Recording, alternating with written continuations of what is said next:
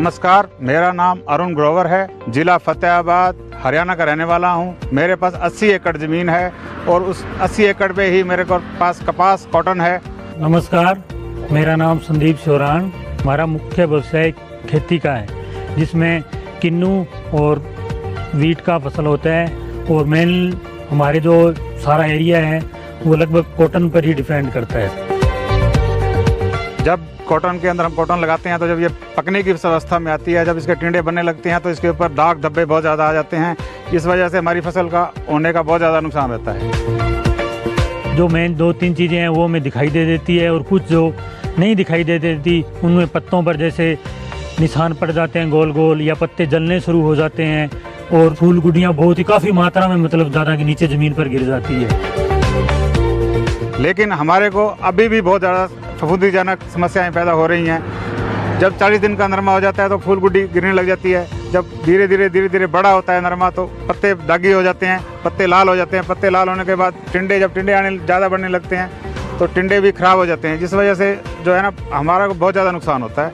और बिल्कुल इस तरह लगता है कि जो पहले ही फसल मतलब बहुत जल्दी फसल पकने की वजह से यील्ड का बहुत ज़्यादा नुकसान होता है। तो ये हमारी किसानों की मेन समस्या है। मैं जब अपने खेत के अंदर जो कॉटन की फसल है उसके अंदर दूसरी स्प्रे कर रहा था, उस टाइम मेरे पास बासो कंपनी के डॉक्टर्स और उनकी टीम आई। उन्होंने कहा भाई हम इसका आपके जो खेत में डिजीज आते हैं और जो फंगस के हैं और जो पत्ते ख़राब होते हैं, जो बोल टिंडों का वो गिरने शुरू हो जाते हैं और उनके आप में बहुत ज़्यादा फ़ायदा होगा। इसलिए उन्होंने कहा हम आपको जो हमारा नया प्रोडक्ट प्रेक्सर आता है उसका एक डेमो लगाएंगे। वो आपको 1 कनाल का लगाएंगे, फिर उसके बाद हम उसका दूसरे स्प्रे भी करवाएंगे 10 से 12 दिन के बाद। मेरे पास बासव कंपनी के डॉक्टर साहब आए और उन्होंने मुझे अपने कंपनी के एक नए उत्पाद के बारे में बताया। प्रेक्श्योर करके कहते हैं जी हमारी कंपनी ने एक उत्पाद लॉन्च किया है।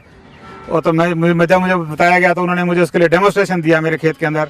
तो 3 दिन के बाद जब डेमोस्ट्रेशन देने के बाद 3 दिन के बाद जब मैं देखने गया तो जिस खेत के अंदर डेमो लगा था उसके अंदर फूल गुड्डी कम गिरी थी।